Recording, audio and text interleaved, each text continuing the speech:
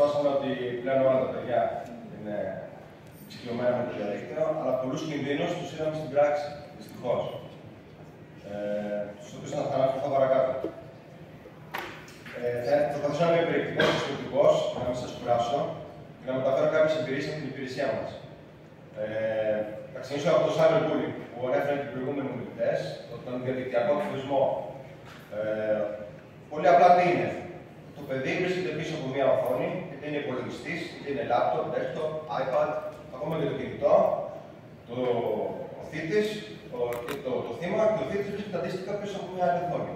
Και τι κάνει, ξεκινάει τον βρίζει, τον απειλεί, του στέλνει μηνύματα απειλητικά εξυπηρετικά, του λέει ψέματα και διάδοση ψευδών γεγονότων συνιστά bullying. Π.χ. έμαθα την κυρία, του έβαλε 15 στο διαγωνισμό των αγγλικών. Και ο Θωμάς είναι μαθητής του 20. Και αυτό το κάνει συνέχεια. Είναι ένα είδος bullying. Η υποκλοπή κωδικών είναι ένα είδος bullying. Η δημοσίευση φωτογραφιών στα μέσα κοινωνικής δικτύωσης. Είχαμε μια χαρακτηριστική περίπτωση στο σχολείο της Γλυφάδας, στην οποία περίπτωθηκε η δίωξη του κοινωνικού εγκλήματος, σε γυμνάσιο, τάξη Δευτέρα Γυμνασίου, όπου μια κοπέλα ήταν η καλύτερη μαθήτρια του σχολείου. Είχε λογαριασμό στο Facebook. Ο φίλος της, ο Ρητός, με κάποιο τρόπο επέκλειψε τους κωδικούς της, πήρε κάποιες φωτογραφίες που είχε αναρτήσει η κοπέλα μέσα, γιατί είχε πολλές φωτογραφίες αναρτημένες, τις άλλαξε, τις έκανε κατάλληλες στο τεχνικό πρόγραμμα, και τη διοχέτευσε στο προφίλ των άλλων συμμετοχών του σχολείου. Η μαθήτρια το έμαθε, κλείστηκε στο δωμάτιό της, δεν έτρωγε, οι βαθμοί της έφτασαν σταδιακά, οι γονείς της την εισήγησαν. Δεν ήξεραν τι να κάνουν, απευθύνθηκαν στο σχολείο, το σχολείο απευθύνθηκε στη δίωξη του κοινωνικού εγκλήματος, από την έρευνα που έγινε, μέσω της διεύθυνσης IT που είχε ο Θωμάς και των ηλεκτρονικών ινών, βρέθηκε ότι ο ηθικός βρέθηκε ποιος το έκανε και ότι ο ηθικός αυτούργος ήταν μια άλλη κοπέλα, η οποία ήταν η δεύτερη καλύτερη μαθητή του σχολείου και ήθελε να γίνει πρώτη. Υπήρξε μετά τη διαδικασία. Αυτό το οποίο συνιστούμε εμείς, το πολύ απλό το λέω στα παιδιά και σε εσάς, όταν έχουμε περιπτώσεις cyberbullying, όταν κάποιος μας βρίζει, μας απειλεί κτλ. Είναι το απλό. Πρώτον, σταματάμε να του μιλάμε. Σταματάμε. Πολλά παιδιά, όταν τον βρίζει κάποιος, συνήθως τον βρίζουν και αυτοί, τον απειλούν. Όχι, σταματάμε να τους μιλάμε. Κλείνω τον υπολογιστή. Τον μπλοκάρω αυτό το προφίλ. Αν δω ότι συνεχίζει, δεν μπορώ να κάνω κάτι τέτοιο, ενημερώνω τους γονείς μου. Οι γονείς ενημερώνουν τους δασκάλους και αν δεν βρούμε λύση, θα τρέξει σε εμάς. Αλλά αν κάνουμε αυτά τα τρία βήματα, τότε είναι σίγουρο ότι δεν θα συνεχιστεί αυτό το bullying. Επίσης, όταν λέμε bullying και cyberbullying, εκφοβισμό, θα πρέπει να προσέξουμε αυτό που είπαν και οι προηγούμενοι ομιλητές. Είναι κάτι συνεχόμενο, συνεχές. Δεν γίνεται μια φορά. Και το cyberbullying είναι ποινικό κολάσιμη πράξη. Έρχονται κάποιοι γονείς στην υπηρεσία μας και λέει: το γιο μου τον έβρισε ο τάδε. Του κάνει bullying. Τον ρωτάω: πότε τον έβρισε? Πριν 2 εβδομάδες. Πότε τον ξανάφησε? Σήμερα. Αυτό είναι άλλο δείγμα, είναι εξύπνηση μέσω του διαδικτύου. Δεν συνιστά bullying. Το bullying πρέπει να είναι συνεχές. Δεν είναι επαναλαμβανόμενο. Οπότε λοιπόν, κρατάμε ειδικές πληροφορίες, δεν πιστεύουμε όσο διαβάζουμε. Αυτό που είπαμε, δεν απαντάμε σε μηνύματα εκτοπιστών, μοιραζόμαστε το κόσμο, τον οφέρουμε, λέμε στα παιδιά, πες μας αν σε απασχολεί κάτι, ή στο σχολικό περιβάλλον, και φυσικά κάνουμε χρήση κανόνων καλής συμπεριφοράς. Για τους κωδικούς πρόσβασης, οι περισσότεροι, ακόμα και οι ενήλικοι, χρησιμοποιούν κωδικούς πρόσβασης όπως είναι οι πρώτοι 3. Είτε χρονολογία γέννησης, είτε ημερομηνία γέννησης, βάζουν το μικρό όνομα και το τελευταίο από τη χρονολογία γέννησης. Έχουμε πάει σε σχολείο που είχε Ιντερνετ, που μπήκαμε σε κάποιο προφίλ μαθητή και του λέω: θα πω στο προφίλ σου. Φυσικά κύριε μου, λέει: πώς θα δείτε? Αυτό δεν ξέρει το κωδικό πρόσβασης. Ωραία. Δώσ' μου το username, του λέω. Δήμη ζωγράφος. Ωραία. Και πατάω το μικρό το όνομα, τι είναι, πότε γεννήθηκε, σου λέω 2002. 02. Και μπήκα. Οι πρώτοι 3 κωδικοί είναι και πιο εύκολοι να καθαριστούν. Το πω έτσι απλά. Έχουμε πολλές κατηγορίες στην υπηρεσία μας που παραβιάζουν το προφίλ κοινωνικά επειδή έχουν πολύ απλούς κωδικούς πρόσβασης. Ο τελευταίος κωδικός είναι και ο πιο είναι σύνθετος, αλλά είναι και πιο ασφαλής γιατί συνδυάζει αριθμούς, γράμματα και σύμβολα. Αυτό που λέμε και στους μεγάλους και στα παιδιά είναι να χρησιμοποιείτε το τελευταίο κωδικό. Ξέρουμε ότι είναι δύσκολο να το θυμάστε, αλλά είναι και πιο ασφαλής. Επίσης, τι κάνουν πολλά παιδιά και ενήλικοι? Χρησιμοποιούν τον ίδιο κωδικό σε όλες τις εφαρμογές. Εγώ έχω Facebook, έχω Instagram, έχω TikTok, έχω e-banking, Έχω mail, έχω 4 mail και έχω το ίδιο κωδικό σε όλα. Αν κάποιο που το κάνει το κωδικό, θα καταφέρει να μπει σε όλα. Σε όλα τα μέσα. Να χρησιμοποιείτε διαφορετικούς κωδικούς για διαφορετικές εφαρμογές. Έχει μεγαλύτερη ασφάλεια. Διαδικτυακά παιχνίδια. Αυτό το οποίο θέλω να προσέξουμε εδώ πέρα, για τον εθισμό που έχουμε πάρα πολλά περιστατικά για στη σχολεία, αναφέρθηκε πάρα πολύ καλά ο κ. Στενιώτης με τις ώρες που κάνουν τα παιδιά μπροστά στα παιχνίδια. Αυτό που θέλω να προσέξετε και να συνιστάτε στα παιδιά είναι οι διαδικτυακές προκλήσεις. Δεν ξέρω αν έχετε ακούσει το φαινόμενο του Blue Whale, μπλε φάλαινα, πήγε το 2017 στην Ελλάδα ευτυχώς. Τουλάχιστον δεν κατακρίθηκε το περιστατικό, αλλά στο εξωτερικό υπήρχαν πάρα πολλά περιστατικά που ο διαχειριστής έθετε στα θύματα κάποια καθήκοντα. Του έλεγε την τάδε μέρα θα πας στην ταράτσα από πάνω και θα κοιτάξεις κάτω. Την επόμενη μέρα θα πας εκεί, θα κάνεις αυτό. Και φτάναμε μέχρι σημεία αυτοτραυματισμού. Και είχαμε πολλές περιπτώσεις από παιδιά που φώνησαν επειδή είχαν μπει σε παιχνίδι στο Blue Whale στην Πλεφάδα. Λοιπόν, στην Ελλάδα δεν είχαμε ακόμα, γιατί δεν κατέκρινε τέτοια περιστατικά. Και φυσικά το δεύτερο είναι ότι πολλά παιδιά τα οποία παίζουν παιχνίδια, γιατί πλέον όλα τα παιδιά παίζουν παιχνίδια, είτε στο σπίτι είτε σε ίντερνετ καφέ, συνομιλούν με ανώστου, μπαίνουν στο chat και συνομιλούν με ανώστου. Και φυσικά ο άνθρωπο θα προσπαθήσει να το προσελκύσει το παιδί, θα προσπαθήσει να επιδιώξει συνάντηση από κοντά. Ή θα επιδιώξει απάτη. Στο σχολείο του Οδυνού που πήγαμε και κάναμε μάθημα και κάναμε μια τέτοια αναφορά, πάρα πολλά παιδιά δυστυχώς συνομιλούσαν με ανώστου. Και κάποιο παιδί του ζήτησε ο άνθρωπος δώσουν την κάρτα, να αγοράσει κάτι, πήρε την κάρτα του πατέρα του, του ρωτήσει, του έδωσε το 15 ψήφιο και φυσικά πήρε λεφτά μας από την κάρτα. Πραγματικό περιστατικό στο Αγένιο. Για τα μέσα κοινωνικής δικτύωσης. Μεγάλο το θέμα, θα προσπαθήσω λίγο να επικεντρωθώ στα βασικά. Πλέον τα μέσα κοινωνικής δικτύωσης, το πιο σημαντικά που έχω πάρει είναι τα γνωρίζετε όλοι. Facebook, Instagram, Twitter, Viber, TikTok, YouTube. Τα χαρακτηριστικά του είναι ότι είναι πολύ εύκολο κάποιο να το δημιουργήσει, πάρα πολύ εύκολο.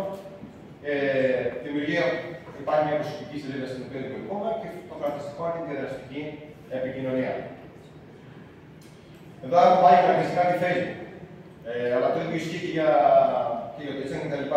Μ' άρεσε αυτό που είπε ο Χρήστος που βλέπουμε γεροτίστικο το Facebook και αυτό διαπιστώνουμε και εμείς. Βλέπουμε τα παιδιά χρησιμοποιούν ευρέως το Instagram και το TikTok. Αλλά τα χαρακτηριστικά είναι τα ίδια σχεδόν με τη Facebook, την οποία χρησιμοποιούμε εμείς περισσότερο, σαν μεγάλη. Η Facebook τι σου λέει? Πρώτον, αλλάζει του κανόνε όποτε θέλει. Σου λέει ότι τη μία μέρα εγώ σου προστατεύω τα δεδομένα. Και αυτά που ανεβάζει. Την επόμενη μέρα όμω εγώ δεν σε προστατεύω. Αποποιείται τα πνευματικά δικαιώματα. Τα πνευματικά δικαιώματα είναι και συνιστούν και ποινικό αδίκημα.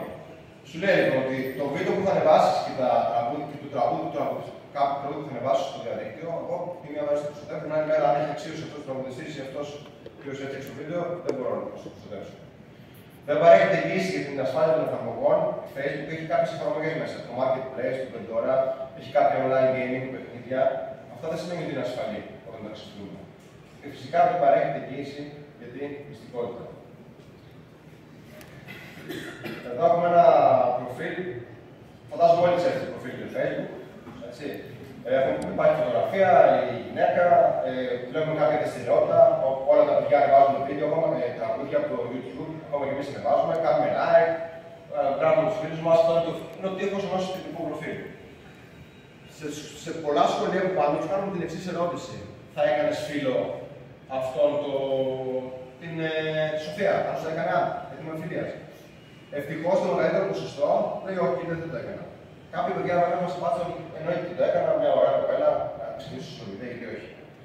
Αυτό φυσικά το προφίλ το φτιάξαμε εμείς, είναι δικιά μας τεχνολογία. Οι διαχειριστές είμαστε εμείς. Θέλουμε να καταδείξουμε ότι πίσω από αυτό το προφίλ μπορεί να κρύβεται ένας μεγάλος, ο οποίος θέλει να κάνει ένα ανήλικο και να προσπαθήσει να τον συναντήσει. Ή να τον εξαπατήσει ή κάτι άλλο. Αυτό λοιπόν το οποίο εμείς συμβουλεύουμε απλά και πρακτικά είναι πρώτον, δεν δίνουμε σε κανένα τον κωδικό πρόσβασης. Το κωδικό πρόσβασης θα το ξέρουν ο ανήλικος, τα παιδιά σας και εσείς, κανένας άλλος. Δεν χρειάζεται να το ξέρει ούτε ο πολιτός μας. Δεν ανεβάζουμε φωτογραφίες που φαίνεται καθαρά η τοποθεσία μας.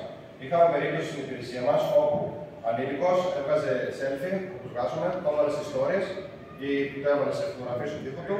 Φαίνονταν καθαρά το σχολείο, φαίνονταν το σπίτι, η διεύθυνσή του με τους φίλους μου Και γράφει από κάτω σημείωση, Γιούπι, φεύγουμε για διακοπές, θα είχαμε 15 Αυγούστου. 16 Αυγούστου καταγγέλνει την υπηρεσία μας, η οποία διάρρηξε στο σπίτι. Γιατί πολύ απλά τι έκανε ο κλέφτης, μεταδέχτηκε το γεγονός ότι ήξερε ότι δεν θα είναι μέσα στο σπίτι. Αλλάζουμε τις προεπιλεγμένες εκτιμήσεις απορρίτου. Πάρα πολλά παιδιά έχουν το προφίλ τους. Καταρχάς, συγκράμε αυτό το οποίο δεν ανέφερα.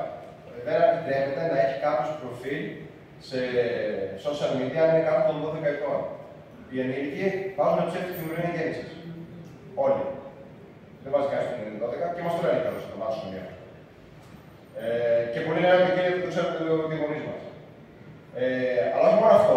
Έχουν και τα προφίλ τους δημόσια. Δηλαδή τώρα πάω σε ένα μαθητή ενός σχολείου και γκουγκλάρω το username του, θα τον βρω και θα μπορέσω να το κάνω άλλο. Θα δω και την δραστηριότητά του. Γιατί έχει το προφίλ του στις θυμίσεις απορρίτου έχουν δημόσια. Όχι. Θα συνιστάτε το προφίλ, θα πάτε στις θυμίσεις απορρίτου, είναι πολύ εύκολο. Και θα του λέτε θα κάνετε τικ, φίλοι ή μόνο εγώ. Δηλαδή να ξέρουν ότι το προφίλ το βλέπουν μόνο οι φίλοι του, αυτού του οποίους γνωρίζουν και στον φυσικό κόσμο. Όχι μόνο στον κόσμο του διαδικτύου. Πολύ σημαντικό αυτό. Καταγγέλνουμε οποιοδήποτε προσβλητικό ή επιθύμητο μήνυμα και είμαστε επιφυλακτικοί με τους κοινωνικούς μας φίλους. Όταν δούμε ότι το προφίλ μας έχει παραβιαστεί ή ότι έχουν κλέψει μια φωτογραφία μας ή ότι έχουν δημιουργήσει ένα άλλο προφίλ στα social media ή βλέπουμε ότι κάποιο προφίλ μας ενοχλεί ή μας κάνει δραστηριότητα, το πρώτο που κάνουμε πριν έρθει σε εμάς είναι να κάνουμε ένα report. Το report είναι αναφορά στο Facebook ή στο Instagram. Αυτό είναι όπως το έχω πάρει στα αγγλικά, αλλά το ίδιο και στα ελληνικά. Γκουγκλάρουμε κέντρο βοηθείας. Ή help center. Και πάω εδώ και κάνω report την πρώτη αναφορά προβλήματος. Και γράφω το πρόβλημά μου. Το προφίλ μου έχει μια φωτογραφία. Το προφίλ μου έχει χακαριστεί. Ή αυτός εδώ, το άλλο προφίλ, μου έχει κάνει μια φωτογραφία. Εάν δεν μπορώ εγώ, γιατί πλέον δεν έχω πρόσβαση στο προφίλ μου, βάζω κάποιους άλλους φίλους μου και κάνουν αυτή η αναφορά. Η Facebook, η Instagram κλπ. Συνήθως απαντάνε. Αν δεν απαντήσουν, θα ξανακάνουμε. Δηλαδή, μέσα σε μία-δύο εβδομάδες θα απαντήσουν. Εάν δεν απαντήσουν, τότε αναγκαστικά θα έρθετε σε εμάς για υποβολή εκκλήσεως. Εμείς αυτό το οποίο θα χρειαστούμε, οπωσδήποτε, είναι το URL. Το URL είναι το επίμαχο πάνω στην μπάρα, ξεκινάει HTTP, www.facebook και έχει έναν αριθμό. Αυτό εμείς το χρειαστούμε για να μπορέσουμε να κάνουμε την έρευνα για τα ηλεκτρονικά ίχνη. Να συμπληρώσω εδώ, πολύ σημαντικό, που είπε και ο συνάδελφός μου, ότι έρχονται πάρα πολλοί γονείς και θέλουν κατευθείαν να βγει η φωτογραφία που έχει δεδοθεί, να μάθουν ποιος πήρε τη φωτογραφία μου και την έχει βάλει στα δεδομένα κλπ. Αυτό δεν γίνεται. Αυτό το οποίο ακολουθείται είναι ότι θα πρέπει να κάνετε μία κίνηση, θα πρέπει να μας φέρετε το URL από το επίμαχο προφίλ, κάποια screenshot από την ή από συνομιλίες ή από το. Αν δείτε το κινητό σας ότι το προφίλ έχει χακαριστεί. Εμείς αυτή την μήνυση θα την υποβάλουμε στην εισαγγελία και ο εισαγγελέας θα παραγγείλει θα κάνει μια ρητή παραγγελία που μεταξύ άλλων θα παραγγείλει και τα ηλεκτρονικά ίχνη. Αυτό εμείς θα το πάμε στην δίκτυο ηλεκτρονικού εγκλήματος και αυτή θα πρέπει να το στείλει στη Facebook. Η Facebook, η Instagram κλπ. Είναι εταιρείες, ιδιωτικές εταιρείες που είναι στην Αμερική, στην Αμερική, Ιρλανδία κλπ. Να το στείλετε πόσα αιτήματα παίρνετε κάθε μέρα από όλο τον κόσμο. Οπότε η έρευνα θα αργήσει λίγο. Κάποιες φορές η Facebook απαντάει, κάποιες φορές η Facebook δεν απαντάει. Π.χ. η συκοφαντική δυσφήμιση στην Αμερική δεν είναι στα ποινικό δίκημα, είναι αστικό. Η Facebook δεν θα απαντήσει ποτέ για συκοφαντική δυσφήμιση. Για εξήμιση που είναι ένα απλό δείγμα, λίγες φορές απαντάει. Για πορνογραφία, για παραβίαση προσωπικού δεδομένου θα απαντήσει. Οπότε να ξέρετε ότι η έρευνα αργεί τις περισσότερες φορές. Γι' αυτό καλό είναι να προλαμβάνουμε παρά να δούμε στη δικασία για τις δουλειές. Για τις απάτες στο διαδίκτυο, πολύ σημαντικό. Τώρα δεν έχουμε πάρα πολλές απάτες. Σε δύο πράγματα θέλω να σταθώ και να προσέξετε πολύ. Πρώτον, οι δράσεις αυτό που χρησιμοποιούν είναι είτε το τηλέφωνο, δηλαδή πρέπει να προσποιούνται κάποιον και προσπαθούν να μπουν στο λογαριασμό σας, στο υπάρχει, μέσω του διαδικτύου. Χαρακτηριστική περίπτωση είχαμε και στην υπηρεσία που κάνουμε εγκληματική οργάνωση όπου οι δράστες προσποιούνταν τους λογιστές ή προσποιούνταν ότι είναι αγοραστές κάποιον στο ΚΑΤΖΙΑ και έπαιρναν τηλέφωνο και έλεγαν καλημέρα, είμαι ο λογιστής σου. Έχεις επιστροφή το κοπίδωμα COVID. Γαλλιά, είναι και COVID. Έχεις επιστροφή με εφορία. Ωραία, δώσ' μου το iPad, που να δώσω το iPad δεν έχουμε θέμα, αλλά μετά σου έλεγε δώσ' μου και το 15 ψήφιο της κάρτας σου. Πάρα πολύ το έδιναν. Μετά, μόλις το έδιναν, έρχεται ένας μοναδικός αριθμός OTP στο κινητό και το κινητό αριθμός είναι συνδεδεμένος με την τράπεζα. Και αυτόματα με ένα κλικ ο δράστης έμπαινε στο λογαριασμό σου και έκανε μεταφορές χρημάτων. Το ένα είναι αυτό. Το άλλο είναι ότι σας έρχεται ένα mail.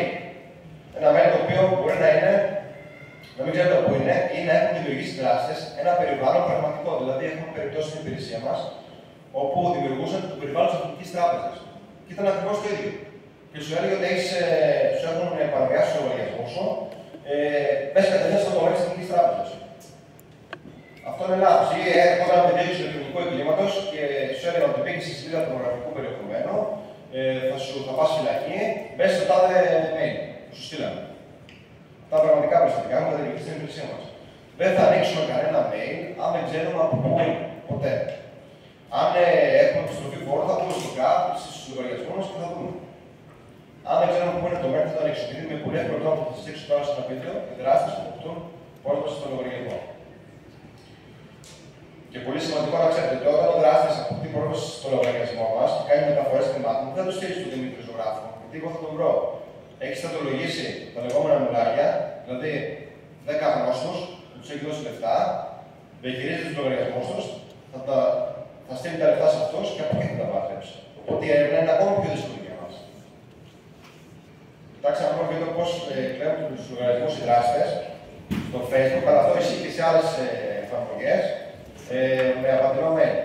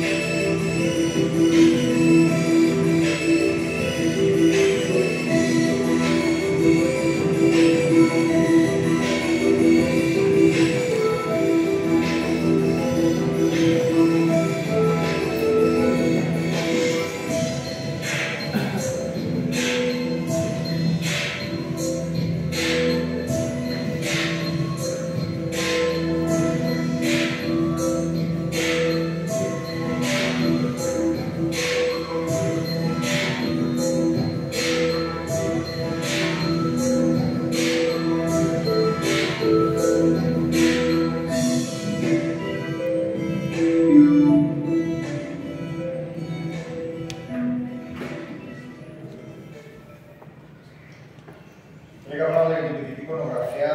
Εδώ τεράστιο το ευρώ στα στήματα που το δίνουν καθημερινά. Κάθε ποιητική πορνογραφία αποτελεί κατοχή διαχείριση αρχείων ποιητικής πορνογραφίας. Η προσέγγιση των θυμάτων γίνεται κυρίως μέσω των social media. Οι δράση μπορεί να είναι γνωστή άγνωστη με το θύμα. Ευτυχώς στην Ελλάδα δεν υπάρχουν οργανωμένα κυκλώματα ποιητικής πορνογραφίας όπως στο εξωτερικό. Χαρακτηριστικές περιπτώσεις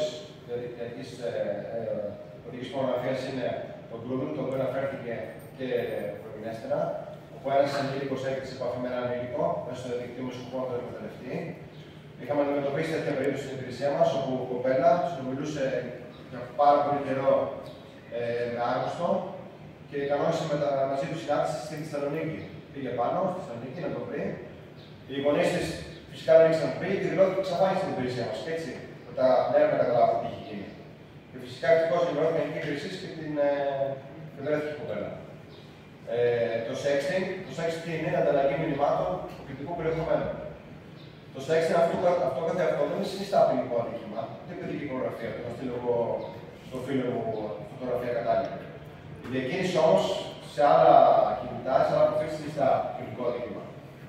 Είχαμε τέτοια περίπτωση σε σχολείο της Λοκαρανίας που χειριστήκαμε, όπου μία κοπέλα είχε φίλο, το φίλο της, έστειλε φωτογραφίες και μόλις χώρισαν, το παιδί της έστειλε σε άλλα προφίλ, στους μαθητών της. Και φυσικά το κατήγγειλε η κοπέλα και αυτό ήρθε μια πολύ μεγάλη έρευνα. Πρέπει να κατάσχουμε κινητά, να βρούμε πώς έγινε η διακίνηση κλπ. Και ο διαδικτυακός εμφανισμός ουσιαστικά έχει συνάφεια με το προηγούμενο, απλά εδώ έχουμε και το χρηματικό ποσό στη μέση. Δηλαδή, κάποιος στέλνει ένα βίντεο ή φωτογραφίες με άσχημο περιεχόμενο σε κάποιον άλλον και του λέει ότι εγώ για να μην το στείλω αλλού, το ανεβάσω κάπου, θα μου δώσω 500 ευρώ. Και έχουμε πάρα πολλές τέτοιες περιπτώσεις, ειδικά με ενηλίκους στην υπηρεσία μας, και τους δίνω κάποιους λογαριασμούς που μπορεί να βγαίνουν κτίριο φανταστού. Δεν θα βρουν ποτέ που πάει αυτό το χρήμα. Γι' αυτό το οποίο συνιστούν και πρέπει να κάνουν είναι κάποια απλά πραγματάκια. Ποιο? Είμαστε φυλακτικοί σε ποιους μιλάμε. Δεν δεχόμαστε αιτήματα φιλής επαγνώσης. Αυτό που είπα πριν. Εάν το έχουμε δημόσιο το προφίλ μας, θα μας κάνουν αιτήματα φιλίας άτομα τα οποία θέλουν να έχουν σκοπός για εκμετάλλευση των υλίκων. Δεν βάζουμε φωτογραφίες με προσωπικό περιεχόμενο. Αν συνομιλούμε κάποιον με κάμερα, καλό είναι να μην φαίνεται το πρόσωπό μας. Και φυσικά, αν νιώσουμε ανασφάλεια για κάτι, μιλάμε με τους γονείς μας. Έχω να μην το νομίζω να προλάβουμε να το δούμε. Κλείνοντας, εννοείται σαν ελληνική αστυνομία λέμε ναι στο διαδίκτυο.